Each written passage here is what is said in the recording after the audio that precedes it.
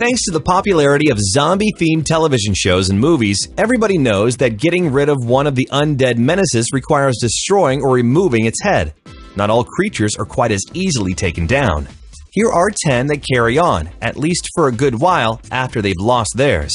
Number 10. Cockroaches. As their blood doesn't circulate all that quickly, they have ample time to seal off the wound before excess vital fluid loss occurs. They also don't require the use of the brains in their heads, as they have backup systems. Number 9. Chickens. The birds are famous for running around after they've had theirs cut off, but one in particular managed to do so for a really long time. He came to be known as Miracle Mike. Its owner would feed it daily with a funnel and syringe. Miracle Mike even made it into Life magazine. Mike the Headless Chicken, a legend of the West. No farmer's axe could stop his heart. Number 8. Snakes. Their heads live an hour or so after decapitation, and during that time they still have the power to do some serious damage. Both the biting and venom-injecting reflexes remain strong enough to deliver a quick yet fatal blow. Number 7. Flatworms.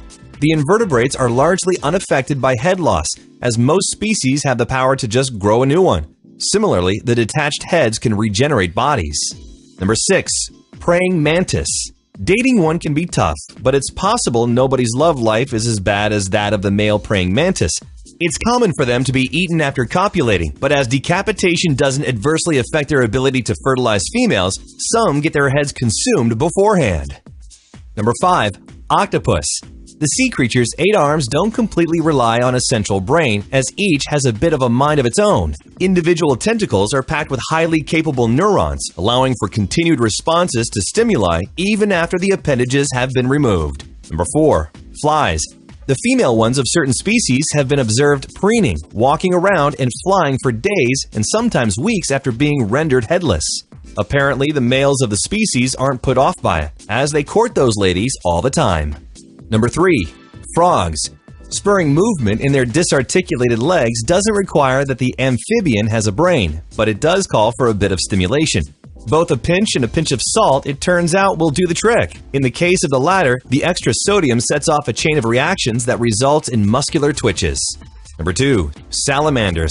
The axolotl variety in particular is well known for its ability to sprout replacement legs, spinal cords, and lungs.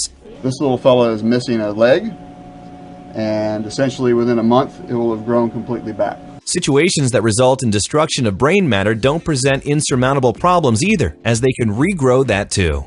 Number 1. Snapping turtles. They're accomplished hunters that have few predators, and when they do come upon one, the turtles are known to put up quite a fight. Not even having their heads lopped off stops them from striking with their scissor-sharp beaks. They can continue to defend themselves that way for hours.